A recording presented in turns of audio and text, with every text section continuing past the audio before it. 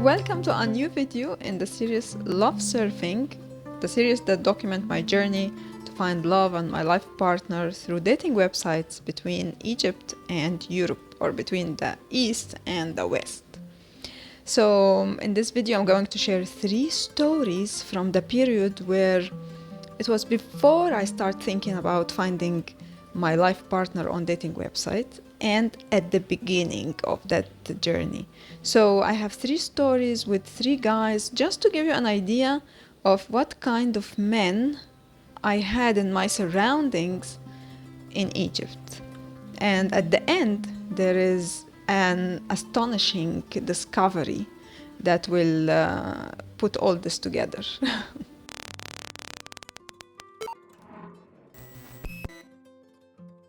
So I'm Theresa Khalil, a writer, a documentary filmmaker, and I was at that time in Egypt, I was teaching. I was a teacher. I was teaching computer. I'm originally a computer engineer. So I was teaching in an international school that applies the American education. And to give you an idea what are those schools, because it's important for the guy I'm going to talk about. So the American education in Egypt is for rich guys, like rich families, okay?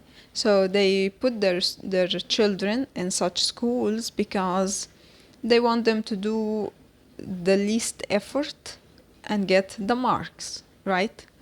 So they pay a lot of money every year, and the students know this, so they actually don't, majority of them don't work much, don't care about the school, they just go, they consider it as a club to just go meet their friends and have fun and things like that. And this made it very difficult to control the students.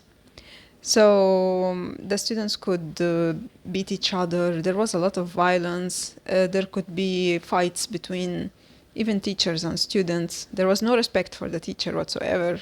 So because of all that, they needed something called the PE teacher, which is supposed to be the physical education teacher. But away from teaching physical education classes, he needed to be very strong, full of muscles, okay? So that his other job was to stand during the break or in the corridors during the classes in case students start to beat each other, or because they don't respect the management of the school and they don't respect the teachers. So you had to use violence to control them. So those PE teachers, that was their job.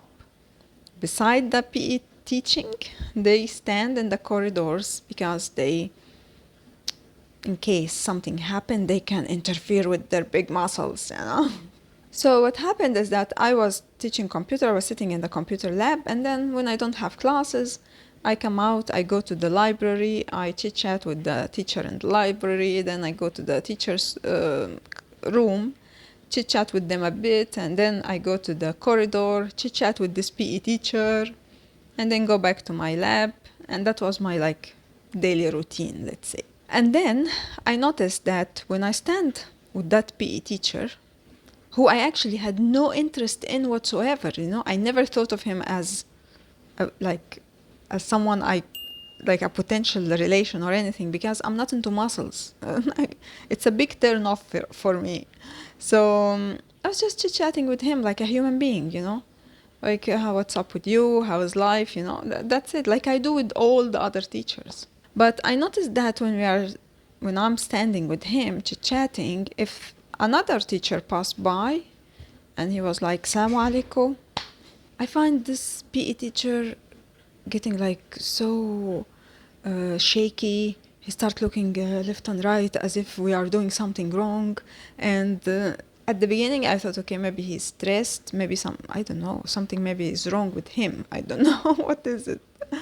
So I just continued making my tour and standing with him again, but every time I stand with him, he just make me feel naked, and he make me feel that we are doing something wrong in the middle of the street, So he was also very respectful. Like, he was overly respectful of me. So, for example, in Arabic, we have some terms for respect that you use with your, I don't know, someone elderly or someone in higher position. But me and him, we are both teachers, and he was still using those terms with me. Something like your highness, or, something like that. I was like, why he's talking to me like that? So anyway, one time after the other, I just didn't feel comfortable to stand with that guy, because he really made me feel naked, and he made me feel that I'm doing something wrong. And I stopped talking to him, so I would just do my tour without him and then go back to my computer lab. And I was upset for a while, like thinking, what did I do?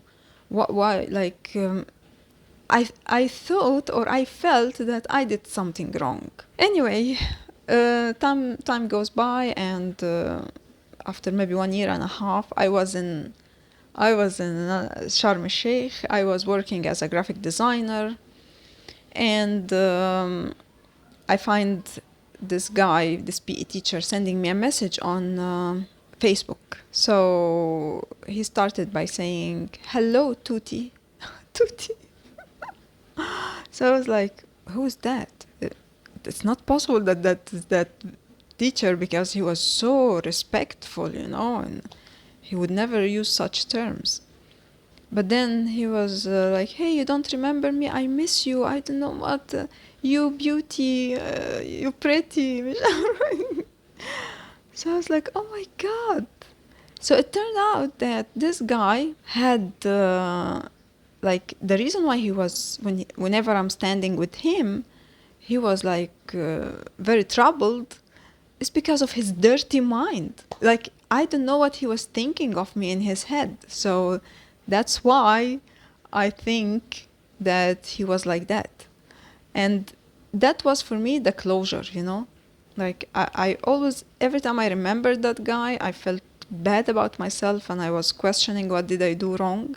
But then after he sent me those messages on Facebook, I understood, and I realized that it had nothing to do with me, and that he just had something. He had a dirty mind. That's it.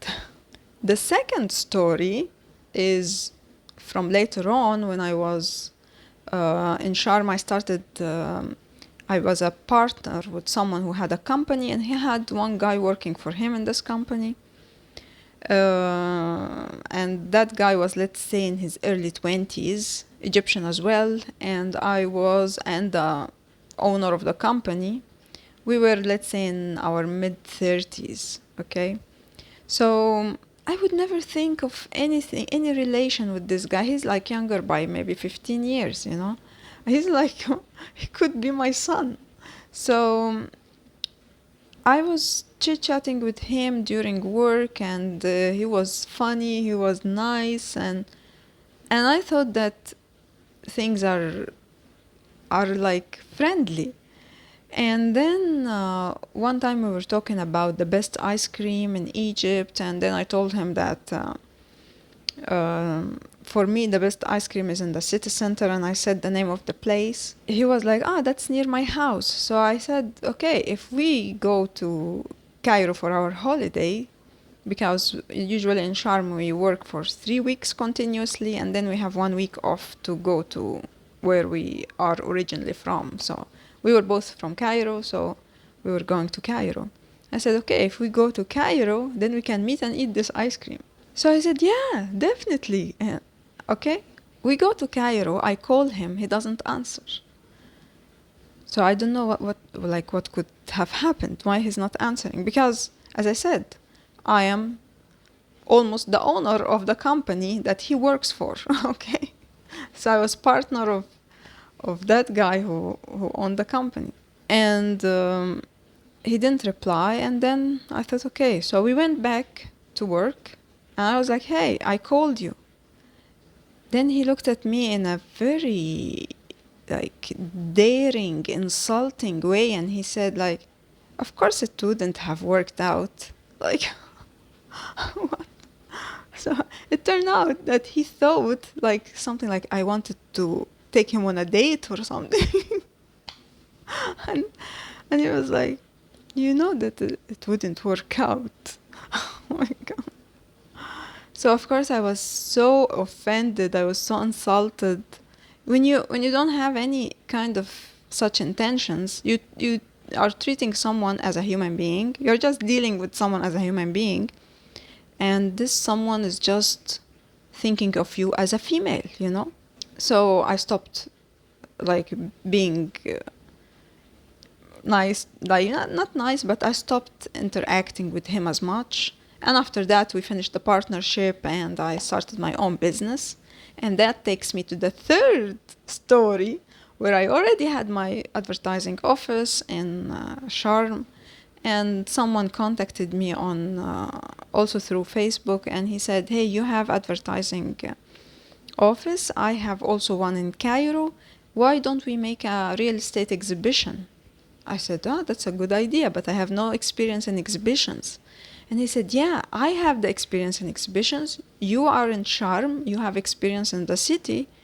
So you will be responsible for the marketing, for organizing things. And I will give you like the information about whatever related to exhibition organization. So I said, okay. He came to Sharm. We met. We agreed on everything. We prepared the packages for the client. And I was really excited that I will start working in exhibitions because the profit is usually much higher than the traditional advertising work. So I started promoting for the exhibition, and then the clients who contacted me started asking me things that I didn't know the answer at the time because I don't have experience. So for example, like I want to change can I make it instead of metal, can I make it, I don't know what. So I called the guy who's supposed to be responsible for the office in Cairo. And I'm like, I want to ask him about this because I told the client I will get back to you as soon as possible. And the guy's not answering. Okay? And I'm like, oh, that's so stressing. Because I'm now starting this business and the guy is not answering. So I started thinking, like, what could have happened? He maybe got hit by a car or something happened. I don't know. And then after 2 days, the guy called me. And I was like, what's up? He said, yeah, I couldn't answer you when you called because I was walking with my father. I was like, so? Like, and then it turned out that the guy was walking with his father, and for him answering a female is something suspicious, you know. So it doesn't matter if he's doing business with me, if like no matter what we are really doing, it's just suspicious, the idea of him answering a phone call of a female, you know. And again, I was like so insulted, and I was like, oh my God, of course I finished this. I didn't do this project at all. I canceled it, and I also didn't pursue this relation with this guy who can't answer phone calls in front of his father. It's like they make me feel that I'm doing something wrong, you know, and I'm not. I'm just being normal human being, going about life, doing her own business, you know. And all this came together when after many years, I moved to Europe, and then I'm in Croatia. I have a friend who's from Albania. She's from Albania. And she tells me that she's going to Egypt for work. So I'm like, okay, let me know how it is. And she goes to Egypt, to Cairo, and she comes back, and we meet, and she tells me, Theresa, something so weird was happening. I said, what? She said, I was all the time aware that I'm a female. And this is like, she put into one sentence my struggle and suffering all over all over those years that like I was upset. I felt humiliated. I felt insulted, but I didn't know what was it like. But she put it nicely in one word. You are all the time aware, or people make you aware that you are a female. And this reminds me of Tom and Jerry, you know, Tom the cat and Jerry the mouse. And when in some scenes, Tom sees Jerry as a piece of chicken, right? Because he wants to eat him. And this is exactly how I feel or how I felt when I was in Egypt over all those years, like living my life and working and, you know, studying and all that. I all the time felt that I was a piece of chicken, like a piece of chicken that people are staring at, people are like thinking that something could happen, sexual, and all the time. Doesn't matter what education I have, it doesn't matter what business I'm doing, it doesn't matter. All the time I'm like this female thing. I'm aware that I'm a female. They make me aware all the time that I'm not a human being. I'm a female. Okay. So because of that, I think that was one of the reasons why I started thinking, okay, maybe I can start looking online use this new technology and try to find someone outside, let's say, the circle that I'm rotating in. Yeah, so that was my story for this video. I want to remind you that now I'm working on the book Love Surfing. It's already published in Arabic, but now I'm working on it in English, and once it's ready, it will be linked in the videos of this series. So tell me, what about you? How do you see online dating, and how is it being a female in your country? Let me know in the comments.